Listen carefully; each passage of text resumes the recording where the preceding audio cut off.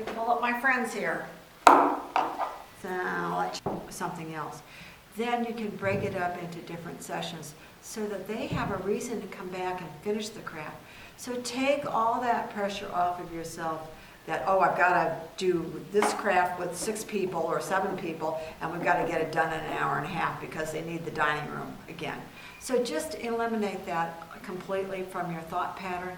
And when you do your crafts, do them in sections. So let me start out by showing you some of the ones that we did in sections.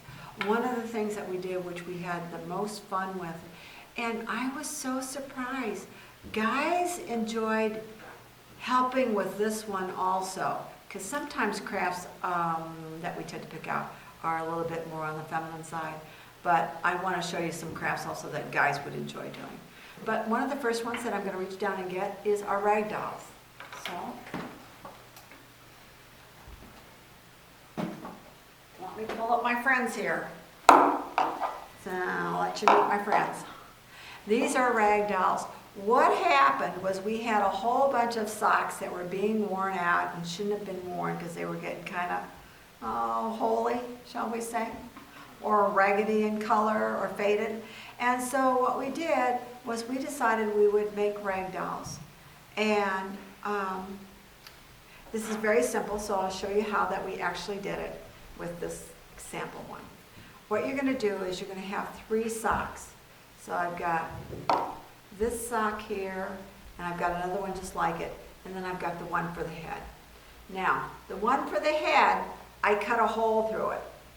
So we stuffed in the top, and then we cut a hole on both sides. So there's a hole on this side, and there's a hole on this side. So you can see the hole right in. You can see that in the camera, you can see that in the hole. So what we did is we picked out our socks, and the first time that we got together, we would stuff them. So this is just fiberfill in it. And then I had one lady who was pretty good at sewing, and her stitches aren't perfect, but they're good enough. And this is a little felt hand, and we would sew that together, and we sewed the top all the way across so it's closed off. Now we've got one sock. We make 2 of these. And then you take it and you slide it up through the bottom here, and I'll show you how I'm going to slide this one up over here.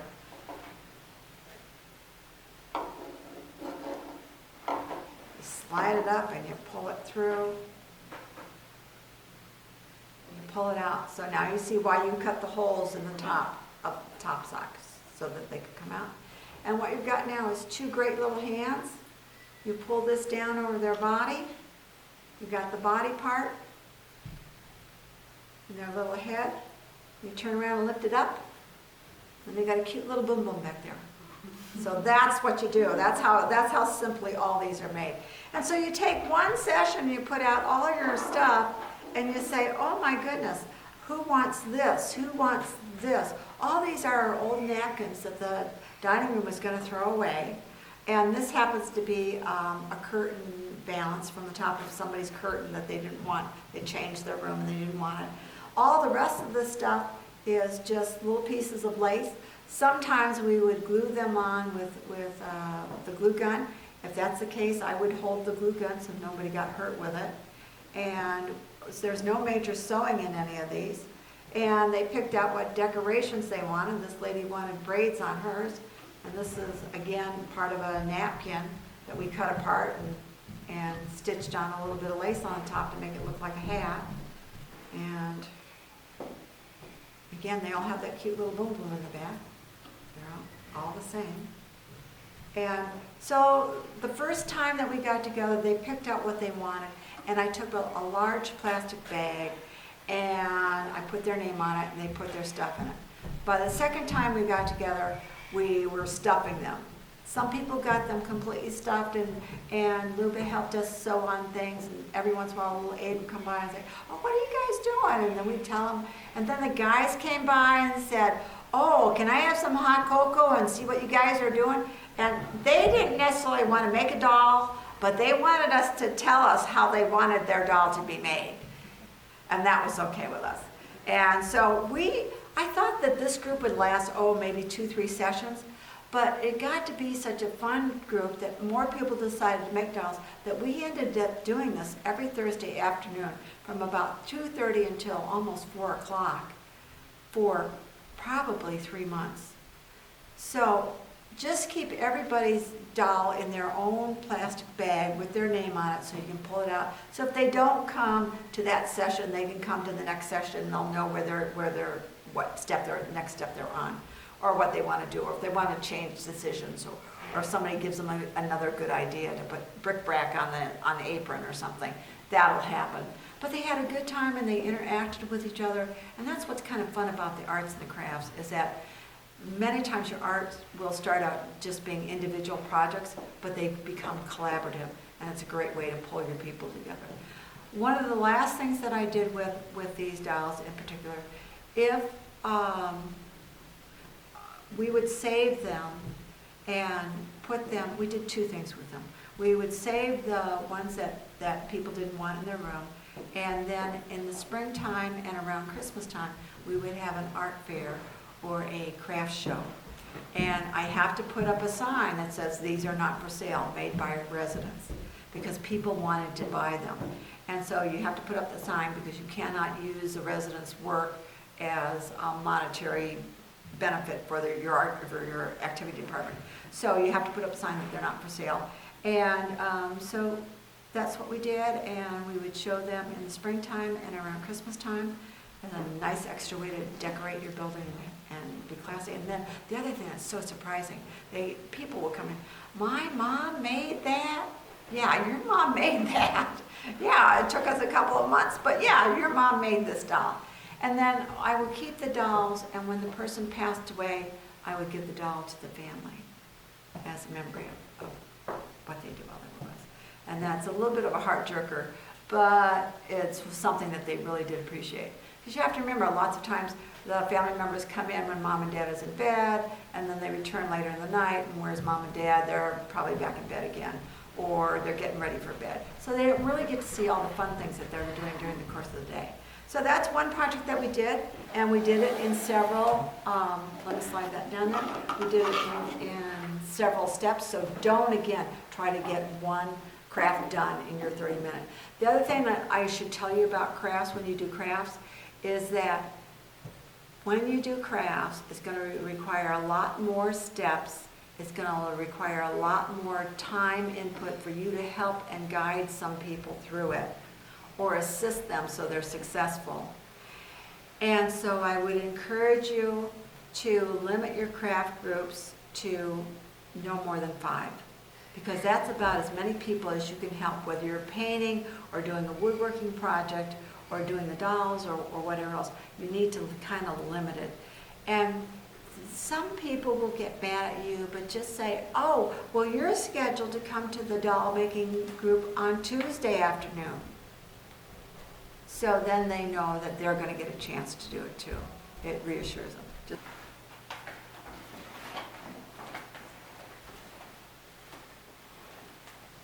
Sorry, that took me a while, but I didn't want these to break by pulling them up. This is another art project that we did. We made clay masks. So I'll pull these out and hold them up for you guys to see. And here again, I had people that came by and said to me, "Connie, can I buy that? Can I hang that in my office?" So what we would do, I'll show you, this is the raccoon. This is the man in the moon. And I guess this is the elephant man, or this is just a clown. I'm not quite sure what we should call it, but there it is. And what you do is you're going to take a paper plate, and the clay that I used here is non-toxic, and it also is self-drying, so you do not have to put it in a kiln. So you're going to take a just a paper plate. Don't use styrofoam, but a real paper plate, because the paper plate will absorb some of the moisture. It will wick the moisture out of the clay, and that's a good way to help it to dry. The first thing you're going to do is you're going to put the clay on the paper plate, and the first thing that you'll do once it's flattened out on the paper plate is you're going to punch 2 holes in the top. remember to do that first, because you cannot punch the holes after it dries. So the hanging holes that you're going to hang it up on, you want to make sure that you punch, and you have 2 of them. And so their first step then, what is great, the occupational therapist saw me doing this and said, can I have my people do that? That's good fine motor skill, and it's good for their arthritis. So what they would do is I give them extra clay, and we would put it on, and I gave them the real clay tools to push things down and push things around. And I was surprised at look at the density in that. And it dried and it didn't fall off. So let me show you the density of that. Look how far that nose come out and the eyes come out. And all the detail that they put into that. I'll hold it even up closer if I can so that you can see it. So the first session, we punched the holes and we started to make the shape. And then we let them dry. So here again, we punched the holes in the top. Again, a lot of density. This clay just dries without having anything fall off of it. It's non-toxic clay.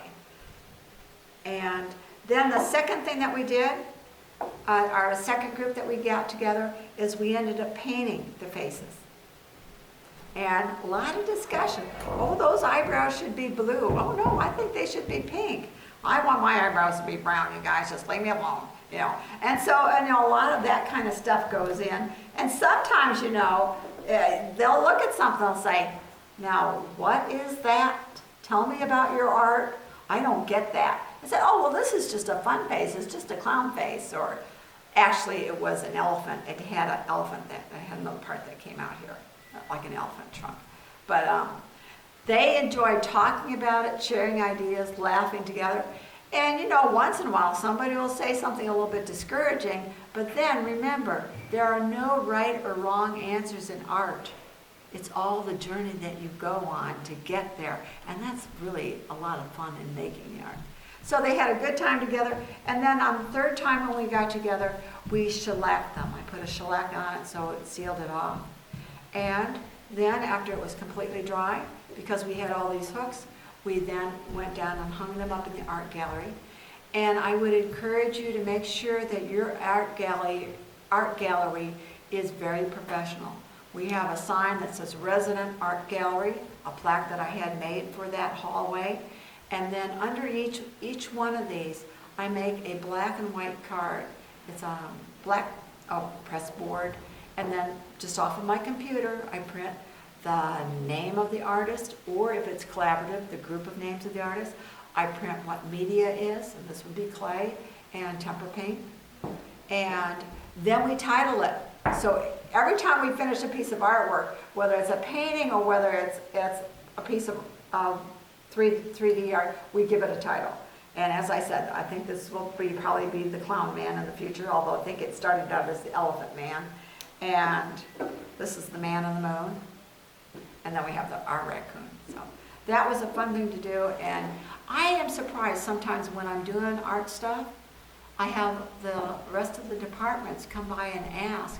It's a great way to get your residents involved with the staff on a different level that's person-centered. Oh, look at what you're making today. It's not all about, gee, I've got to punch you with a needle today for your diabetic. So again, that was a 3-session group, and we repeated it a couple of times during the course of the year so everybody got a chance to do it. And of course, you can always do printing projects, and this is where we printed aprons, or not aprons, but the carriers for the side of our wheelchairs.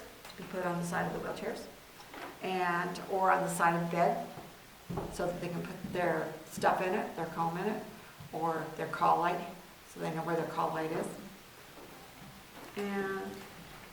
And that's really a pretty good place to get because they're pretty inexpensive to do. One year I was out of funds and I needed to make Christmas wrapping. And when you're so far out of funds that you can't even get them at the Dollar Tree, you have to get pretty creative. So we went into the preschool book again, but we upgraded it, and I went into the kitchen and I stole onions, potatoes, and carrots and celery from the kitchen. And we used those, we cut them apart into small things. They were easy to grip because of the gross motor still. And we used them for printing. So let's see if this side is any better than the other side. It's not, this is kind of messy. But you can see on here we've made snowflakes. See the different snowflakes? That was cut out of the potato. And I think this is part of the celery over here that we scraped and pushed that on with. And then we had gift bags that we could make. Also in here, another one of the stamping, and you always have a need for thank you cards and happy birthday cards. And that makes it, when your residents know why they're doing something, they will come down and help you and do it. Hey, I need some birthday cards. We've got 6 people with birthdays coming up. Can you help me make some birthday cards? And this is pretty easy to do. I mean, it's just paper and the little thing that you paste on, and you cut your square. I even have a form that I can do to make envelopes for them. So most of these are pretty much the same. And this one gets a little bit more involved. And it's cut out picture, cut and paste. Even your most challenged person can help with a project. I remember one time we were making these, and I had this little lady by the name of Mrs. Beebe, and what we would do is, in the beginning, she was very good at assembling things and putting things down, but as her progression of dementia continued to happen, the only thing that she really could do for me was I could put it together and I could paste it for her, and then I would ask her to keep her included in the group. I would just say to her, Mrs. Beebe, will you just hold that in place and make sure it doesn't move? So one time I'm running this group, and Mrs. Beebe is doing her job so well. She does such a great job. She's holding it down, and I'm busy with my other 3 or 4 people in the group. They're deciding what they're going to do and how they're going to do it. And I turn over to Mrs. Beebe, and I hope you can see this, but she's pushed down so hard to hold that in place for me. Her little knuckles underneath here have turned perfectly white as she's holding it down. And needless to say, when I went, I said, oh, Mrs. Beebe, how nice of you. You've done such a fine job. And I went to pick it up, and she had glued it to the table, and it ripped apart completely. As a good activity director, you should always put the onus on yourself and say, oh, she said to me, what do you have, meatballs for brains? That was my work, and I've been working on it. When you're in a situation like that, the very first thing you need to do is apologize. There is something about, instead of trying to cover it for yourself or saying it wasn't your fault, say, I'm so sorry, I didn't mean to break your project. You worked so hard on it. Can you forgive me? Actually, those are very good words to use whenever you want to end an argument. Can you forgive me? I'm sorry. And sometimes you even have to say, I love you. But, if at any rate, you want to take the onus and put it on yourself. You worked so hard on that, I'm so sorry. And then, of course, she calmed down and says, well, just don't do that again. And, that's what you need to do. We need to make sure that when we're doing crafts, it's not always going to be successful, or the craft that you put together isn't going to maybe come out right because of the temperature in the room or something else. But just let the residents know that it's your fault, that you'll replan it out, and that you'll do it again, and we'll try again. Another person, going back to our cards here, decided that they would do thumbprints. And so they did a whole bunch of thumbprints, and then we spent the next 30 minutes figuring out what we would put on these. So some of them say happy birthday, and there are thumbprints in different ways. There's one thumbprint going across the way, and then it opens up and says, I miss you. And the other one, this one is I'm thinking of you. So we did a whole bunch of these. And that was kind of fun for an afternoon to do that too. But whenever I have something that I need help with, the residents are very good if they know why they're doing it. Another project that we did, which is a paste and glue. Sometimes people say, oh, I really don't want to do that. She's down there cutting out all those old calendars. And they may not want to come down and do that if they don't know why they're doing it. And sometimes it just takes a little bit of explanation to say to them, well, the reason that we're doing this today is because we're going to make visual books for the people who can no longer see print and can read. So what we do is we take our different calendars apart, and this one happens to be all about cars, and what I did then is I would take one of the blank pages and I cut out the picture from the back and I would glue it to the top. So now we've got a picture there and we've got a picture there. And I can tell you right now, my activity department could not afford a picture book like this. It would probably cost us $57 to have a coffee table book like this. But the fact that my people got together and did these for us, and I'll put that in front there so you can see that one. And then I'll raise it up a little bit so that you can see it. It makes for a good conversation piece, so when I get the guys together, or even the guys and the girls together, and they talk about, oh, did you ever have a car like this? And if you were in the 70s, you might have a car like this. Personally, I sort of like this Continental Lincoln down here that's a convertible. I like convertibles. So it starts conversations and it brings up memories for people. And again, it was a simple project to do, and it was fun to do because we sat there and we pasted and we talked about it. And then everybody had a good feeling because, oh, we made this for this unit, or we made this for John, who can't read anymore but likes cars. So whether you're doing lighthouses, or whether you're doing cars, or whether you're doing pictures of flowers, there's always something in these books that we can talk about. And I am always amazed when we have the flower books, how much people talk about, oh, when I got this, when I was in the prom, or when I got married, I had flowers like this. So these things are great conversation starters, besides being a good craft that you can do, and also offering sensory STEM. Okay, let's see what else we have down in here. Okay, this are rugs that we made for the preschoolers, and I have to tell you that in starting this project, I was a little bit scared. I have done this project twice, and both times it's usually because my residents had clothes on them that they no longer should be wearing. And you talk to your social service person and say, hey, we need to purchase clothes for somebody and somebody, but then it kind of gets drawn out and they forget to do it, or you get busy and you don't get to go to the shopping trip. So what I did do, and I can tell you this now because I'm retired and nobody can fire me for it, is that I had a whole bunch of people. We were cutting very close to survey. We had a lot of people that needed to have new clothes. And it's a big task to go through their closet and figure out who needs new clothes and what sizes they were.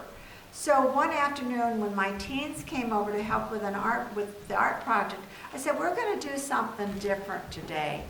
We're going to go, I'm going to give you some room numbers of people that I would like you to go visit and say hello to them if they're there. And I want you to go into their closet in these different room numbers and you make me a list. If you see a shirt that has holes in it, I want you to take that, mark down the color of the shirt and what size it is and bring it to me. If you see a shirt that has coffee stains on it that are ground in, or cocoa stains that are ground in, I'd like you to take that shirt out and mark out which room number it came from, which closet, and the size, and a little description about it. And what happened then is I had them bringing me these clothes that I would be replacing. And I looked at the clothes and I now had very quickly, because the students went through the rooms, brought the clothes to me, gave me a list of what I was replacing and the size and the color that I was replacing. My shopping trip got very easy.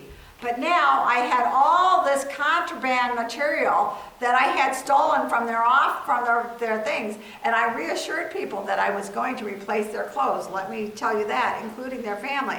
But I didn't want somebody to say, oh, well, take that to the line and get washed and go back into the closet. That would defeat my purpose. So I very quickly said to the teens, here are some scissors, cut them up, because I wanted to get rid of the evidence. I was really afraid of getting caught. And so I said, cut them up. And so they did. So I had all these strips of material. And I said, well, let's make rugs out of them. And, well, we can't put rugs on the floor. People will trip on them. That's right. But what we can do is we can make rugs for when the preschoolers come over, because the preschoolers will come over for our intergenerational activities. And our chairs are big, and they tend to fall out of the chairs or slide out of the chairs, or they don't know where to stand. So I said, let's make a whole bunch of little rugs. So that's what we did. We got together. one afternoon. We had all the material in a box. We started pulling it out, and I said, match what colors look nice with each other. Now, I did not expect them in my group of residents that were sitting around me for them to say, oh, gee, that looks like a shirt that John had. He had a shirt just like that. It was wool. Yes, it was. Uh-huh. Oh my, look at this. I had a nightgown like that that's really silky. Mine had lace on it though, you know. And I had a blue one and I had a pink one. And so they started talking about it. And I'm feeling really guilty, but I'm happy because I know I'm going to be buying them new clothes. So they're matching the colors. So we spent one afternoon kind of sorting out the colors and matching the colors. And then we got together the following week and we got people that could braid. And we had some people that were only one-handed. So right-handed and left-handed, I put those people together and they worked together. And what we did is I put a big box out, I put a rock in the middle of the box so it wouldn't move. And then I put some clips, the kind of clips that you use to hold your papers together, office clips. And we clipped the 3 strips of cloth together and they braided them. And then after they had them braided, we knotted them so they wouldn't come undone. And then the next time we got together, some people were still matching colors and other people were starting to braid. And I started just to loop them together. And then I found out that one of my residents, Luba, she was a seamstress and she helped put all the braided ribbon, the braided cloth together. And then during the evening, she said, I have nothing to do and I don't want to watch television. Let me push these things together. And I'm going to loop them. So you can see, maybe you can see here where she took her big needle with the hook and she looped it together. Now that's not the way you make a real braided rug, but it was good enough for our group. And they ended up making about 12 or 15 of these so that every time the preschoolers came over, I could say, here, sit on your spot. Or here, stand over here. We're going to have a relay race. And the residents are going to be down there in their chairs. And we're going to play Simon Says, and you're going to go up there when they tell you to take a step. Or you're going to run around their chair. Or you're going to get the egg, their Easter egg,